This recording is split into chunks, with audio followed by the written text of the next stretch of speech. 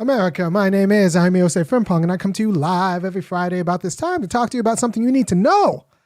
And there are a few things you're going to learn today about social science and about this guy named Maslow, Abraham Maslow, who was a famous psychologist. And he came up with this theory, a theory of human motivation, in which physiological desires are emerge first, and then after those physiological desires emerge, then you get social desires, and after social desires emerge, you get like these desires for esteem, and then after esteem, you get desires for actual self-actualization and creativity, self-determination. But in order to actually want self-determination, you have to have all of these other desires satisfied, and that's just false, right? So that's just false. It's importantly false.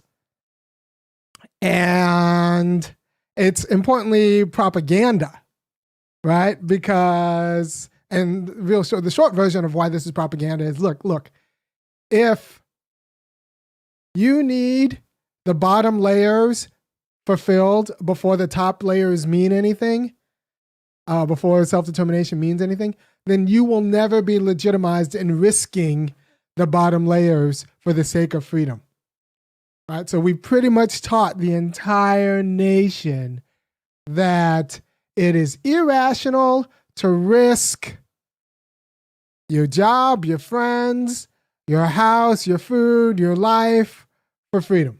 It's irrational. You're abnormal, and you might need to be looked at. Guess what?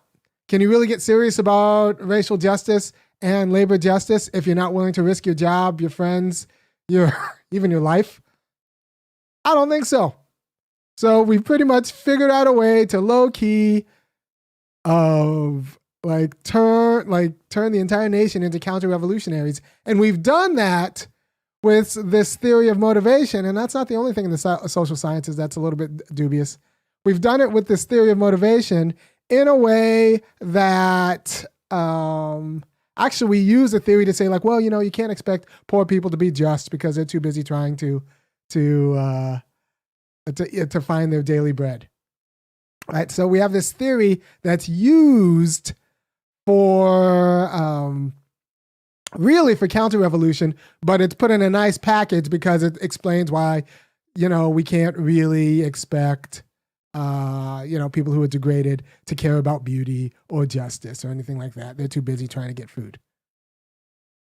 Right? So that seems like a little paternal, but a little bit dubious. But then it really actually gets everybody else who's not like a billionaire out of the business of caring about justice. Because now they can't be nobody except anyone at the top of the pyramid can be expected to care about justice. And that's a problem for, those of us who care about justice. I'll say more about this and give you a deeper story after the intro. To the beat, yo. Yeah. Sound good to me. Never change the ways for the world or the government. If I was the president, then I would state facts. You leave it up to me, I'll paint the White House black and ain't no future in your front. To the beat, yo. My name is Osei-Frimpong, and I'm coming to you live every Friday like I do. Today I'm going to talk about something a little... All right, good.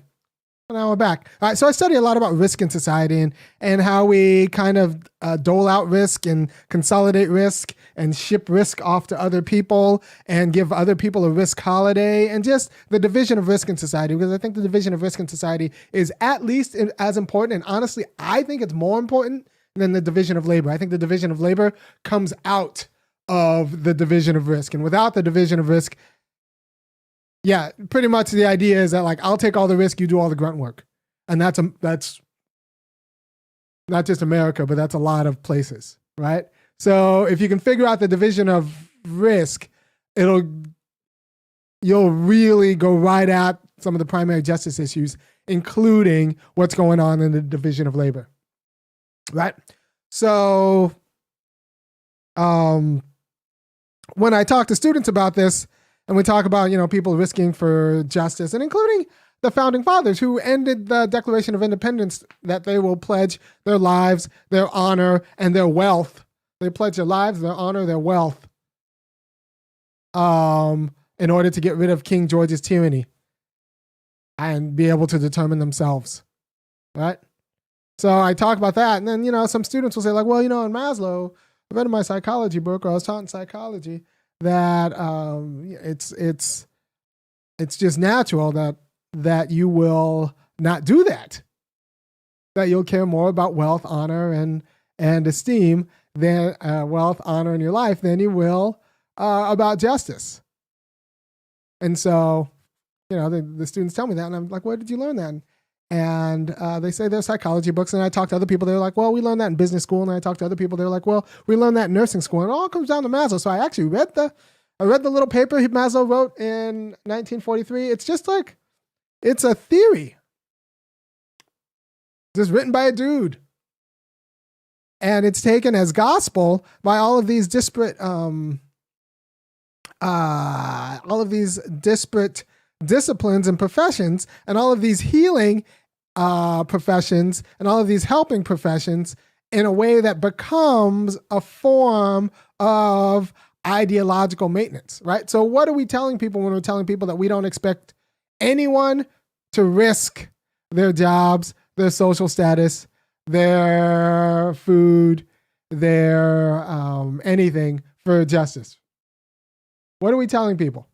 Well, we're telling people that there are two people who actually care about justice. They're going to be those people at the very bottom whose food is tied to justice. They're going to be willing to risk for justice, racial justice and labor justice. And there are those people at the very top who can lose the struggle and still not actually risk any of their other things. They won't be risking their honor. They won't be risking their security. They won't be risking their food. Those are the only two people who actually rationally can risk for justice. And there's racial justice, labor justice, any sort of self-determination or self-actualization. Those are the only two people who can live are motivated to live for meaningful lives. Everybody else in the middle now has a very handy excuse about why they can't be bothered or shouldn't be bothered, or why it would be irrational for them to risk for justice. Because if you're risking for justice, you're jeopardizing, right? Like there is no, like Medgar Evers was shot, killed.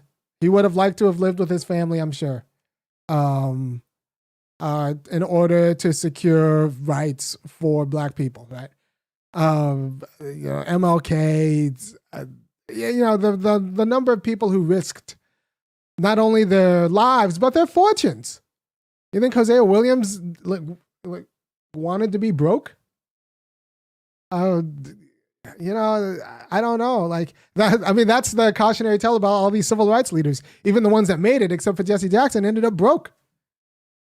And their families are broke. So they did all that. They risked all of that for justice. And,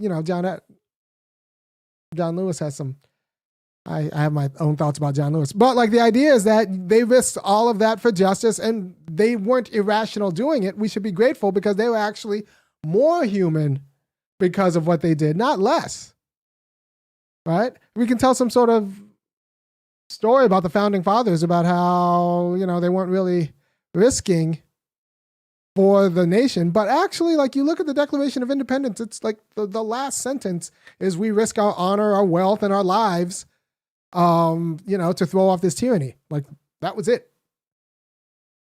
I don't know what you want. Like they put it on the line, and that's how we got a nation, right? And racial justice only comes in the United States if you're willing to risk. And if you're not willing to risk, any ally who's not willing to risk their jobs or their friends, like, isn't really an ally. And we got these white allies, these white people who they say they're down for the cause, but they won't even risk friendships for people they don't like. And by the way, one of the ways you can be down for the cause is actually going to www.funkyacademic.com and kicking down $5, $15, or $50 a month. Because I don't think you've ever heard anybody tell you that social sciences are actually counter-revolutionary propaganda that have just been normalized. I've never heard this argument against Maslow. And I think I've seen it in my class, and I think it's right. There's a reason why, because it's neither prescriptive nor descriptive, right? So it doesn't actually describe what motivates people, and it doesn't describe universally what should motivate people, right? Because when we talk about shoulds, we talk about MLK and founding fathers and people who sacrificed Jesus, people who sacrificed for the good. And it doesn't talk about what actually motivates people because there are too many empirical counterexamples, right? Like I had a friend who worked for a homeless program, an anti-homeless program, and they, wrote this huge grant to get the homeless people off the streets. So they got them little apartments sprinkled throughout the city. And what happened was the people who were in apartments ended up leaving their apartments and going back because that's where their friends were. There was meaning. They had homes, but they didn't have any meanings. Right now, Democrats have a hard time understanding why a lot of Republicans want to go back to church. A lot of people want to go back to church. You're 70 years old. You might get coronavirus and die, but yet you still want to go back to church. Are you being irrational? No, you just understand that meaning is more complicated than just having a roof over my head. Meaning is more complicated than just health. And actually, meaning in life, there are different varieties of poverty. There's a poverty of sustenance, but that's an underdeveloped, weak variety of poverty. The real poverty is a poverty of rights. It's a poverty of meaning, right? You can have a roof over your head and still be poor. You can be spiritually poor. We have spiritual satisfactions, interactions with other people, meaning-making activities. And without that, what's a life worth living? What are they going to say at your funeral? You continued to live? You survived COVID? No, they're going to say that you did things with other people that were meaningful. So the institutions of meaning-making, those spiritual satisfactions, aren't really, the lack of them is a form of poverty. And unless we understand poverty in that most robust sense, we don't understand what freedom looks like, right? And I might do a whole show on the problem with basic needs discourse next week. But real quickly, the problem with basic needs discourse is that it sets up a hierarchy of basic rights, right? So if you think you have a basic need to healthcare, but you don't have a basic need for a job in a capitalist market economy, then you're just fooling yourself. You can't live a meaningful life in America without money. So insofar as you have a right to healthcare, you're going to also have a right to a job at a fair wage. That's not slavery, right? So you need a job at a fair wage. That's enough for you to actually have disposable income to do stuff and time off and non-hazardous conditions.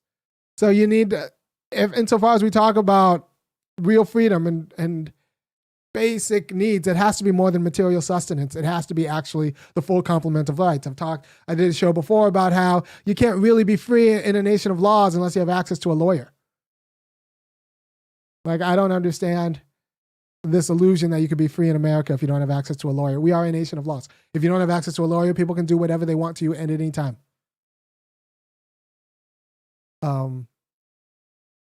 Nobody called themselves free without access to a lawyer in these United States. And maybe even an accountant. I don't know. I'll tell you, the people with access to lawyers and accountants are more free than the people who don't have those, who don't have such access, right? So we need to understand, and we also need to understand that, look, if you democratize power, these basic needs will follow, right? So the problem is, if you say that there are basic needs that are very important, and freedom is just a means to get those basic needs, then those basic needs can be purchased or sustained or provisioned by unfree needs, unfree means also.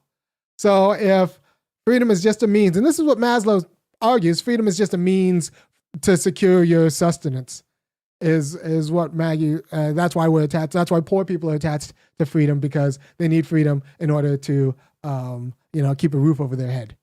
But that's actually not what's going on. They want the roof over their head for freedom. And if you give people freedom, they'll also sustain the roof over their head because they need the roof over their head for freedom. Because freedom is the end, not, even if you're broke, not the roof. If people who actually are thinking about what it is to live a meaningful life. We don't want to go back to slavery. So here's the deal. if freedom is just a means for these basic psychological, physiological needs, and these physiological needs can be provisioned by other means, more tyrannical means, then how are you going to talk someone out of jeopardizing their basic needs in order to fight the tyranny that's supplying them? You're not. And Maslow gives you the ideology that supports that you should not. You should support tyranny. You should support the tyranny that's supplying your basic needs. And while freedom is nice, freedom is for people who already have basic needs. Right? So this is why it's counter-revolutionary propaganda, because it tells that entire class that's below the tippy top and actually is part of the bottom, that tells out all those people that they should not sacrifice for freedom. They should not fight tyranny. They should not fight for justice. Because you don't understand, if you're fighting for racial justice and you're not willing to lose your job or lose your friendship, you're not really fighting for racial justice. You're not. If you're fighting for racial justice and you're not willing to, if you're fighting for labor justice and you're not willing to lose your job, you're not really fighting for labor justice.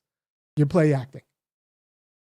Right? So Maslow, and I think the social sciences in general, give you the ideology that legitimizes not fighting for that entire class, including the academic class who teaches Maslow.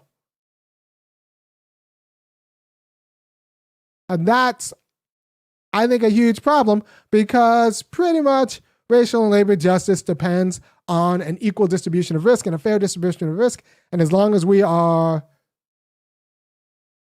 small about the fact of that, and we are so casual about degrading the justice claims of those about degrading the role of freedom in self-determination in people's lives, even the people who are lower on the totem pole, then we're just confused and confusing and just giving like this particular class a way out of actually, joining shoulder to shoulder in the struggle for justice.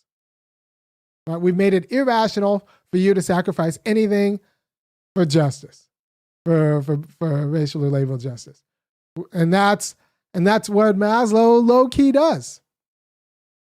And so you'll hear it in your business classes, you'll hear it in your nursing classes, you'll hear it in your psychology classes, you might even hear it from your therapist or your friends. And it's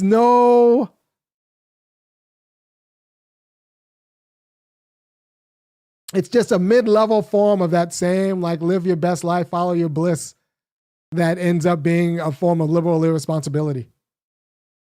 Since so much depends on a fair distribution of risk, this widespread teaching of Maslow, and just the assumption that it's true,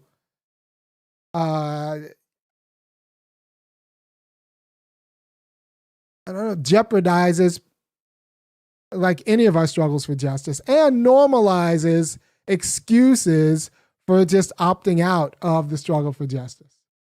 And Black people, like that's gonna disproportionately affect us, right? So this is liberal anti-politics propaganded as ideology that's neither descriptive, because it doesn't describe what people actually desire, and it's not prescriptive, because it doesn't describe what people universally should desire. What it describes is what's in the best interest of a particular class of people who don't want to have to jeopardize anything, don't want to have to fight tyranny to keep their rather comfortable unfreedom. They have a rather comfortable unfreedom and they want to keep it. So this gives them the ideological cover, and they push it like it's normalized. They push it onto everybody else in a way that makes it almost impossible to organize for justice. Now that it's normalized that obviously if you have to jeopardize your job, or you have to jeopardize your safety, or you have to jeopardize your food, you shouldn't do it. Look, I get death threats constantly. It's gone down to like weekly now, but for, in my hot times, it's multiple times a day. And that's just the part of doing this work. Right? So like if it's the only reason you could listen to me now is because I'm willing to take on that risk. And by the way, if more people took on that risk, there would be less heat on me. Right? So what you got to do is go to www.funkyacademic.com and kick in $5, $15, or $50 a month. And so, I could grow, have a marketing budget, and get some helps with production and because depending on who you talk to, I'm making myself down white unemployable. But I think it's important that we see where all of the counter-revolutionary ideology is getting dispersed. And it seems in these innocuous forms like Maslow's hierarchy of needs. You talk to people about it, they're like, oh yeah, obviously there are basic needs. And these are people on the left who should know better. Obviously there are basic needs, and the basic needs should come first. And to which I said, like, no, people need freedom beginning, right? Like you can't just say, well, it's enough to have healthcare. We should fight for healthcare first. I'm like, no, you should fight for people to get jobs and a lawyer. If everyone has jobs and a lawyer, they'll figure out their healthcare. Or once you democratize power, the healthcare will come because people will decide they want healthcare. Like everyone has already decided that like healthcare is hugely popular. So right now we could either fight for healthcare, or we could fight for democratizing power amongst the people for whom healthcare is hugely popular, and then they'll institute universal healthcare. Right? So you democratize, I said this on Twitter, you democratize power first, and the colonoscopies, the universal access to colonoscopies will follow. So be very careful about people who want to, or who are very serious about a hierarchy of needs or basic needs, because what they're also talking about is a hierarchy of rights. And that's not the same as freedom. That's not the same as self-determination. And if you're actually free, if you're actually self-determined, you will be in a position to secure all of these other things that you think are important, like, healthcare and food. But what you don't want is those things secured by tyranny. Because then you're in the position, like I said before, of having to talk someone out of fighting against the tyranny that sustains their basic needs, which isn't the hardest thing in the world until they have that ideology that they should never have to fight. There's nothing more important than, food or shelter or security or friendship or whatever. Because if you put freedom on the top and all of these things that are more important closer to the bottom, then by the time you care about freedom, you've already you're already implicated in all of these other things, right? So what we want to do is get the whole pyramid in the struggle. And the only way to get the whole pyramid in the struggle is saying like, nobody gets a holiday from justice. Everyone risks. Everyone risks. And if you're waiting to risk for justice, if you're waiting for a place where you don't have to risk in order to struggle for justice, then you're not really serious about the struggle for justice. Because in this struggle, everyone's going to risk. And you just have an immature understanding of what the work of risk it does in life. We're looking for the fair distribution of risk, not the elimination of risk. So thank you for your time. Maslow's hierarchy of needs. It comes up, and it's counter-revolutionary propaganda. It is. I will say he does mention freedom and justice in one section of the paper. He talks about it as being tied to basic needs, insofar as the reason why poor people care about freedom and justice so much is they see that as immediately tied to being able to secure their basic needs. So they don't really care about freedom and justice. They really care about the basic needs, and they've just kind of conflated the two. That's wrong. And it's wrong in a dangerous way because it leaves open the door for the basic needs to be fitfully secured by tyrannical means, not through freedom and justice. And then if it's secured by tyrannical means, it closes the opportunity for those people to fight tyranny, because then it becomes irrational to fight the hand that bites you, or that feeds you, even if the hand that feeds you is a tyrant. By the way, I'm a big fan of biting the hand that feeds me. I think that's the only way justice comes, because usually Black people, by the time the hand is feeding you, it's taken away all of your parents' food. Like that's what it means to be Black. They're just giving you a little bit back. You're just getting the scraps back. They've already taken your meal. All right. I will talk to you next week, and go ahead and share this to your friend. I don't know if it's Christmas spirit, but it's clarifying. Peace.